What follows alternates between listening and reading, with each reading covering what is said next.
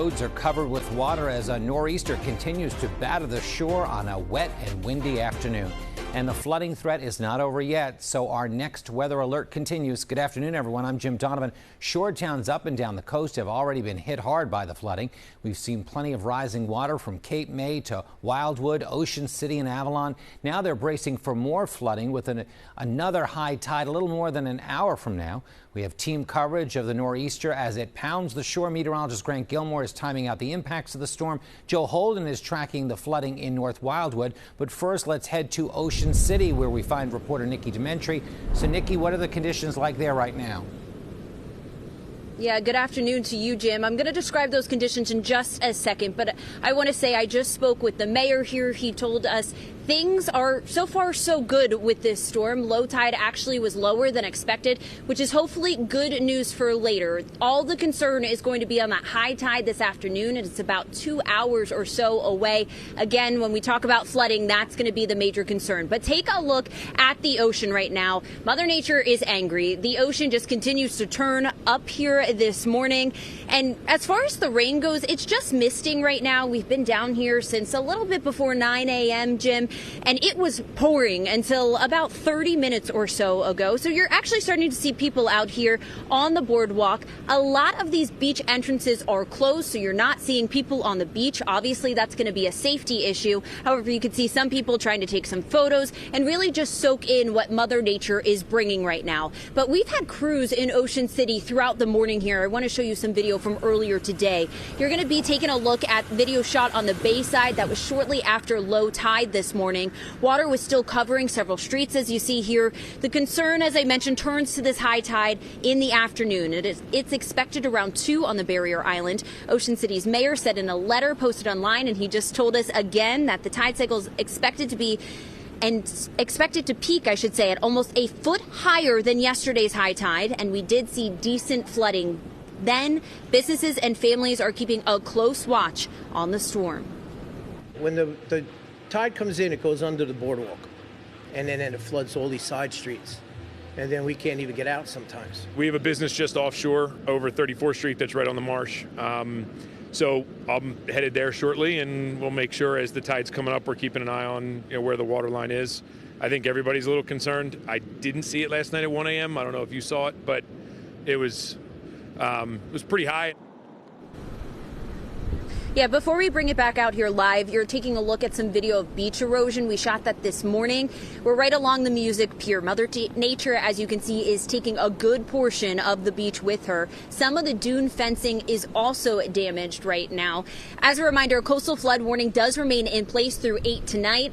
Again, the concern is going to turn to that high tide. It's expected around 2 this afternoon. We're going to head bayside for later today, and we have some cut-ins throughout the afternoon. We'll continue to check in with you guys as you check in with us as this storm continues to blow through the area. But for now, live in Ocean City, Nikki Dementri. Jim, back to you. Thanks so much, Nikki. Our Joe Holden continues our team coverage. He's in North Wildwood, Cape May County. So, Joe, what are you seeing there?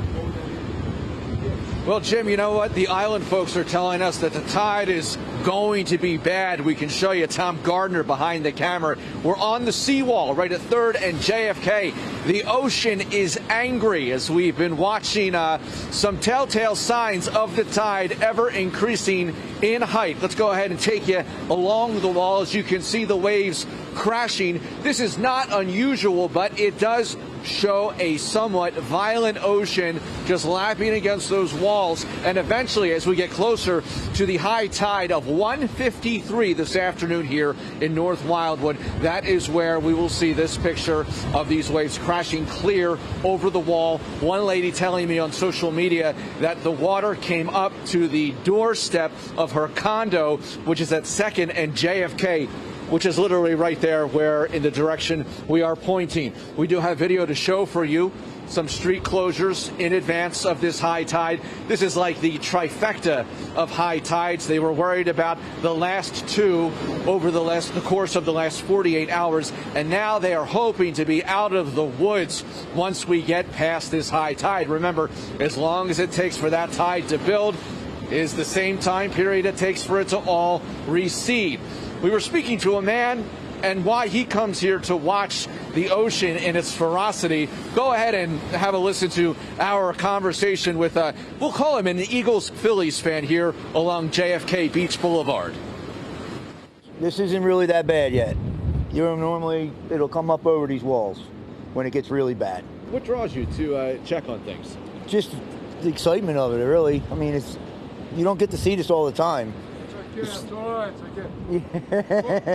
Take that shirt off. No, I can't take this shirt off. Are you giving him trouble? He's giving me trouble. Are you giving him trouble? Come on, Eagles, come on. Come on. I mean, in this kind of weather, do not expect us to take a hard time from anybody here along the seawall. Of all places, North Wildwood, with someone showing their Phillies and Eagles allegiance. So we are keeping tabs with all of the local officials in the Wildwoods, Cape May County. They are, again, bracing for this high tide. The back bays, yes, all of those typical spots will see some problems, but they've been here before. And we'll continue to monitor conditions where we're standing right now along the seawall here in North Wildwood. We're live. This is Joe Holden, CBS News, Philadelphia. Thanks so much, Joe. Appreciate it. Nervous shore towns, as we've been mentioning, waiting for the threat of more flooding. The next high tide is just after 1 o'clock this afternoon. Meteorologist Grant Gilmore is tracking the storm in the Hyundai Next Weather Sphere. Good afternoon, Grant. Good afternoon, Jim. Look, you saw those conditions down there. It's not the worst that they've ever seen, but certainly not great with those dangerous waves continuing to batter the coast, producing that beach erosion along with that rising tide that will cause potentially some more coastal flooding as we go into the afternoon hours. Let's turn on the satellite and radar here just to show you what we're working with. And really, it's a good scattering of light showers. It's not quite as heavy down the shore as it was earlier today, but everybody getting in on those light showers that if it's not just raining purely, it's just a mist blowing around in those breezy conditions. Temperatures are in the middle to a few upper 50s, but we're basically staying in the 50s all day long today. Let me talk about that concern with the high tide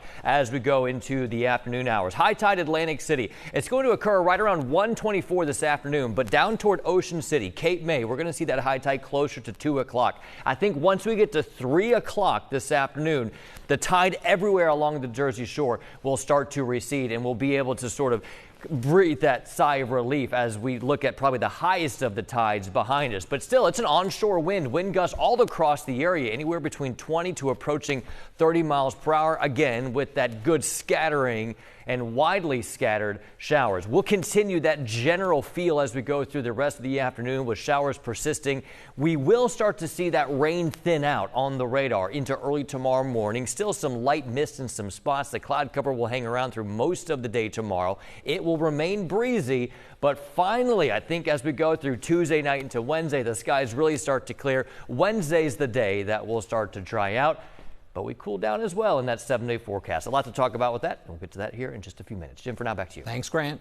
And Next Weather, of course, always keeps you prepared and protected. You can track the rain and the flooding concerns anytime on CBSPhiladelphia.com/weather.